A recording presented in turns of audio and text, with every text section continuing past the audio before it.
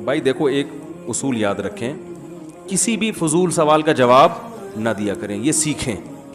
कोई आपसे पूछे आप तहज्जुद पढ़ते हो, आप बोलो मैं पढ़ता हूँ नहीं पढ़ता हूँ, तुम्हें क्या तकलीफ है।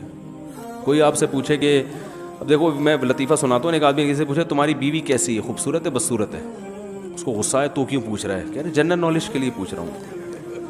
अब आप बताओ, उसने तो बेहुदा सवाल किया, आप बोलो कि इसने चूंकि पूछा है, अगर मैं गलत जवाब दूं तो झूठ हो जाएगा, सही जवाब दूं तो मैं अपनी बीवी की बातें दूसरे को क्यों बताऊं, तो ये वो बेवकूफ़ है या आप बेवकूफ़ हो?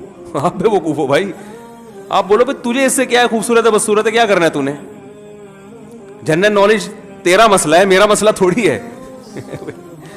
तो इसी तरह हर सवाल का जवाब, कोई पूछ रहा है आपकी तनख्वाह कितनी है, क्यों भाई? अव्वल तो ये गलत सवाल है, आपको गुस्सा आना चाहिए, बिल्कुल बजाय कि क्यों पूछ रहे हो, आपको मेरी जाती जिंदगी से क्या क्या वास्ता है।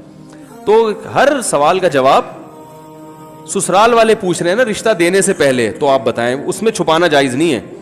लोग उसमें भी कह रहे हैं आप छोड़ें यार, तनख्वाह के क्या रखें, ऐसे टोपियां करा रहे होते हैं।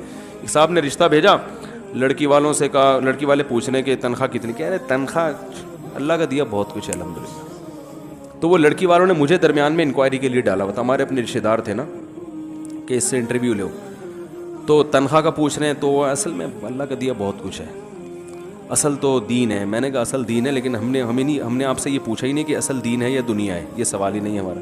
हमने पूछा आपकी मंथली अर्निंग कितनी है। आधा घंटा हो गया, कमबख्त जवाब नहीं। वो मैंने कहा भाई, कह रहे यार इस्लाम में तो ये पैसा वैसा कुछ नहीं है। मैंने कहा इस्लाम में पैसा वैसा कुछ है या नहीं है, ये सवाल मैंने आपसे नहीं पूछा, जो आपसे पूछा वो बताओ ना। वो एक फ़कीर गया ना किसी से भीख मांगने, कह रहे अल्लाह के नाम पे 100 रुपये दे दो, तो उसने कहा इतने हट्टे कट्टे होके भीख मांगते हो, शर्म नहीं आती? तो ये कहते मैंने आपसे पैसे मांगे, मशवरा नहीं मांगा। जो चीज़ मांगी वो देनी है, तो नहीं तो पतली गली से निकल, समझ रहे? तो ऐसे मौके पे कोई पूछे तो बताओ भाई, साफ साफ बताओ ये है। फिर वो पूछे ये अर्निंग हो कैसे जाती है, वहाँ आपने कह दिया 1 लाख रुपए। अगला सवाल लड़की के अब्बा अगर अक्लमंद होंगे तो पूछेंगे कि ये 1 लाख कहाँ से आते हैं। अक्लमंद होंगे, बेवकूफ़ होंगे तो कहेंगे असल में पैसे में कुछ नहीं रख। भाई पहले इंक्वायरी तो पूरी करो, आपको बंदे का पता चले, फिर ये बात की चीज़ें है कि गुर्बत देखनी है कि बंदे का सर से बाल से पाँव के नाखून तक स्टेटस तो सामने आए ना कि है क्या, ये कौम क्या है, रहता कहाँ है, जाती घर है, किराए का घर है, क्या खिलाएगा क्या पिलाएगा।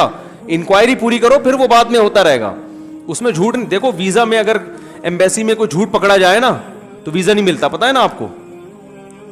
भाई इंटरव्यू अमेरिका जाते हुए, यूके जाते हुए इंटरव्यू लेते हैं, अगर आप कहीं भी झूठ बोल दिया ना आपने, वीजा रिजेक्ट। वो कहते हैं 2 नंबर आदमी है ये, तो चाहे वो उस झूठ की इतनी वैल्यू हो या ना हो, तो रिश्ता तो उससे अहम चीज है। उसमें अगर दामाद झूठ बोल रहा है, रिजेक्शन।